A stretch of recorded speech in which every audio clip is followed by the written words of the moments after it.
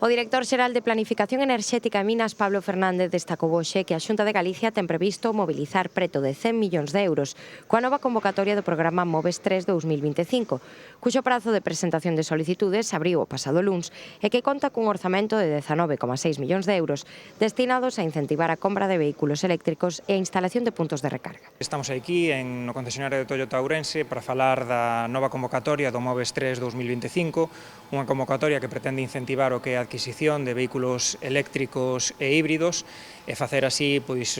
un impulso cara á electromobilidade. Consideramos que é moi importante, pretende dar continuidade a esa anterior convocatoria que digo máis de 12.000 solicitudes aquí en Galicia e que esperemos que contribúa a que a transición enerxética cara a unha mobilidade eficiente e sostible. Si que temos que decir que nos esperábamos que saíra un novo Moves 4 cunha configuración distinta, onde sí que houbera un desconto directo na factura de venta directamente no momento da compra do vehículo, pero o Goberno estatal acabou estas bases e eu creo que a Xunta de Galicia, como administración responsable, tivo a obriga de sacar esta resolución o pasado 30 de xuño e agora o que esperamos é que todos os galegos e galegas se podan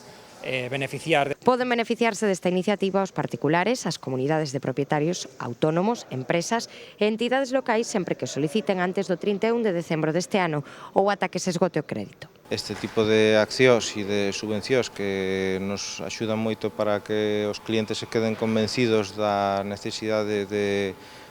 utilizar tecnoloxía de última xeneración para que emitan pouco CO2, que ademais as subvencións son bastante sustanciais, entre 4.000, 5.000 e ata 7.000 euros no caso dos coches eléctricos puros.